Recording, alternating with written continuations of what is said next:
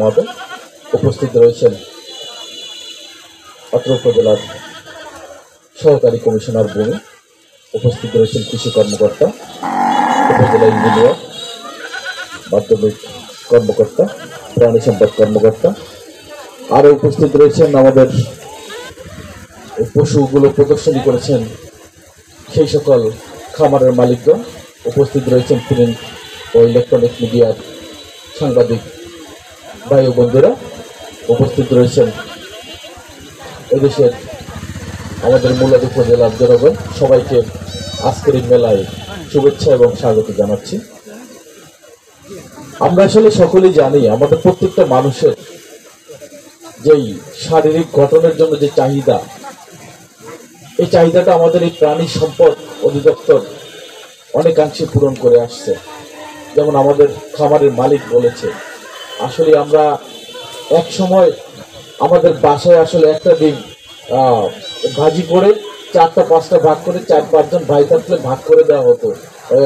মা চাচিরা দেখতাম যে ইয়া দিয়ে স্টিলের বা চামিচ দিয়ে কেটে কেটে কেটে কেটে ডিমটা ভাগ করে সবাইকে দিচ্ছে।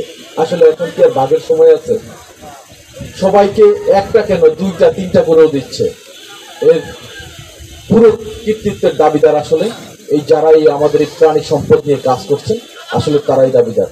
আজকে আমাদের দেশের মানুষজন মেধাবী হচ্ছে, শারীরিকভাবে দক্ষ হচ্ছে, এর জন্য আসলে প্রাণী সম্পদ অধিদপ্তর কাজ করে যাচ্ছে। মানুষ, আমাদের দেশের জনসংখ্যা বাড়ছে, আমরা তো মনে করছি জনসংখ্যা বাড়লে হয়তো একসময় আমরা খাবার পাবো না। আসলে আমরা এখন খাবার পাচ্ছি, খাবার পাবো না এই কথা বলছি না, যে আমরা বলতেছি যে আমরা কত ভালো খেতে পারি, কত সুন্দর করে খেতে পারি।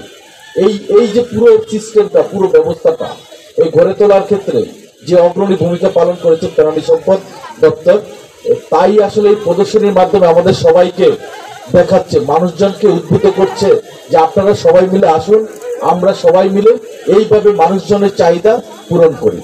আসলে সেই জন্যই আসলে আমার মনে হয় এই মূলত এই আয়োজনটা দেখে আসলে আমাদের খুব ভালো লাগছে। আমরা দেখে খুব অভিভূত যে আমাদের এই মুলাদীর উপজেলার মানুষও পিছিয়ে নেই এই কার্যক্রমে। আমরা সবাই এই প্রাণী লালন পালনের ক্ষেত্রে সবাই সহযোগিতা করব, একে অপরের উপকারে এগিয়ে আসবো, এই আশা করে আমাদের প্রাণী সম্পদের ভরবে আমাদের এই বাংলাদেশ, এই আশা ব্যক্ত করে 2041 সালে আমাদের এই উন্নত বাংলাদেশ, স্মার্ট বাংলাদেশ হবে, এই আশা ব্যক্ত করে আমি আমার এই সংক্ষিপ্ত বক্তব্য এখানে শেষ করছি। ধন্যবাদ সকলকে। জয় বাংলা। আসসালামু আলাইকুম।